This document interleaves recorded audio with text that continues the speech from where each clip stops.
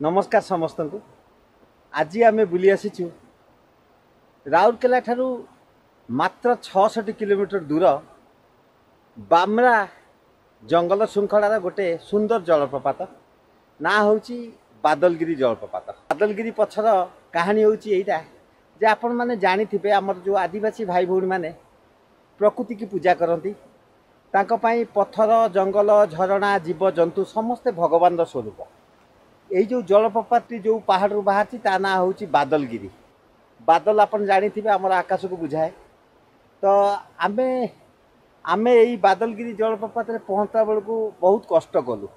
Actually 50 kilometre journey बहुत सुंदर journey थिला। आपण माने जदि राउरकेला आसुचंती तो पानपोस ब्रिज टपिला परे गुरुंडिया रास्तार पाखापाखि 30 किलोमीटर गला परे टाइंसर बोली गोटे जगह आसीबो।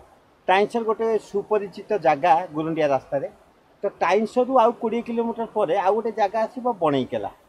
से बणईकेलारू राइट साइड पाखापाखि 15 किलोमीटर डेन्स फरेस्ट आउ बोधे 4-5टी गाँ आउ 2टा पहाड़ अंका बंका रास्ता पार कला परे आपण बादलगिरी जलप्रपात पाखे पहुँचे।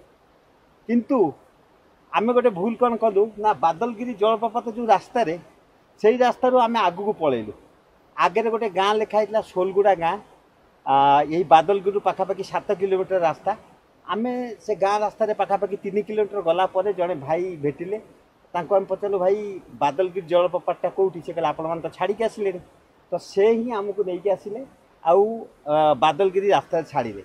जे कहीं भी माने नुआ लोक से भूल करिवो कारण जे बादलगिरी रास्ता गोटे पहाड़ तले रास्ता पाखापाखि 1.5 ରୁ 2 किलोमीटर तलू गले पड़ो बादलगिरी जलप्रपात। गोटे इंटरेस्टिंग कथा। आउ सही जलप्रपात को जीवाकू माने बहुत आमको परिश्रम कौन करने पड़ा जे रास्ता एटे ऑर्गेनाइज रास्ता नुहे पत्थर आउ जेहेतु वर्षा दिन बहुत खसड़ा आउ जेहेतु चारिआडे ग्रीनरी जीवजंतुकर भी भय अच्छी। तो आमे मोर आउ मोर बंधुकर दुहे आमे बोधे प्रथम आजिकार विजिटर ए बादलगिरी जलप्रपात आम आसिलु। तो आमे पहुँचु पहुँचु 5 मिनिट भितर आउ 2टा भाई भी भेटिगले। तो आमे बादलगिरी जलप्रपात पहुँचला परे आमे साहस कर्मसु तलू जावाक जो सेठी भी भल देखा जाउथला जलप्रपात। किंतु से भाई 2 जन कहले आज्ञा आपण आउ टिके तलू जातु सेठू सुंदर व्यू आसीबो। तो आमे माने तलू जाइछु आपण मानकु से व्यू देखौछु देखंतु। तो आउ गोटे एठी कथा हला कोन जे बादलगिरी जलप्रपात जो पहाड़ श्रृंखलार अच्छी से पहाड़ श्रृंखला को देखिले लागिबो एटा प्रकृति तैयारी करिनी सुंदर भाव में सोपान सोपान ही तैयारी हिची लागिबो कि मनीष तैयारी करछि। जेमति आपण माने जानिथिबे जो पाताली श्रीक्षेत्र कला पहाड़ दाउरू भगवान को लुचेया पाई भगवान को पहाड़ उपरे पाखापाखि 60 फुटर गुंफा करके लुचा जाइथिला। आ से एमतिया पहाड़ से पहाड़ जेकोसी मनीष चढ़ी पारिबनी उबड़ा खुबड़ा पहाड़। जदि भी जड़े गुप्तचर आसी पहुँचे आकु कहुए से पहाड़ रे भगवान लुचा जाइछन्ति से पहाड़र किछि बाट गला परे से भी निजे फील करिवो नाइ नाइ एठी भगवान लुचा ही नथिबे कारण एते माने दुर्विषय पहाड़ रे केबे भी केही साहस करि पारिबनी लुचा पे। तो एमती कथा रे जो ट्रेजर हंट कथा ए ट्रेजर हंट कथा रे हम कथा हो हम भाबुतलु जे सुंदरगढ़ जो जगह सुंदरगढ़ पूर्व नाम अपन जानिथिबे इतिहास ना होची गांगपुर। तो गांगपुर आउ गोटे साइड है गुरुंडिया आउ गोटे साइड है बामरा। तो एमती 4-5टा राजखंड भितर हूँ बामरा जंगल। तो जिते बड़े परस्पर से लड़ाई होती हुए तो से राजा महाराजा माने भी ये जो पहाड़ देखा जाउची जोटा प्रकृति तैयारी करिछि से पहाड़ पछरे थाई पारे माने धन संपद को लुचई रखिया को गुंफा सदृश घर कि गात सेठी आपण से धन संपत्ति को खोजी पारिबे। किंतु से भूल केबे करिबेनी है कि सेटा गपर कथा गपर रहिबाक दियंतु। आउ पहाड़ प्रकृति तैयारी करिछि मनीष तैयारी करिनि कारण एते सुंदर भाव में आपण सोपान जो देखिले एटा केबे भी मनीष तैयारी करि पारिबनी।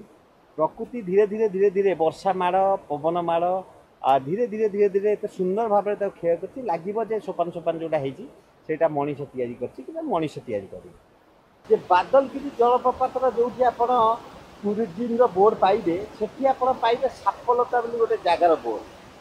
सापलता हूँ गोटे गाँ ना किंतु सापलता पछरे कहानी यहाँ जे जो बादलगिरी जलप्रपात आपण माने देखुचंती यही जलप्रपात पानी अंका बंका ही पाखापाखि 20 ରୁ 25 किलोमीटर गोटे नदी तैयारी करी आ से नदीर ना सापलता नदी से नदी कूलर प्रथम गाँटा हूँ सापलता गाँ जितेबाला आपण मैंने आसुँच बादलगिरी जलप्रपात आपण मैंने ध्यान रखिए निजर पंच इंद्रिय को कंट्रोल रखिए कारण ये गत 2 सप्ताह तले गोटे बड़ दुर्घटना घटी जड़े युवक बंधु से पहाड़ उपरू गाधेला बेले गोड़ खसी जीवन चल जाता तो आपण मानक अनुरोध जो मैंने भी बादलगिरी की एक्सप्लोर करने को चाहिए तो से माने आराम से आसवे निज पंच इंद्रिय को कंट्रोल रखिए आउ जेहेतु खसड़ा जगह आउ अनाबना रास्ता धीर सुस्थे जीवे किसी भय ना जदि गाधोबार भी इच्छा किसी असुविधा नहीं गाधोला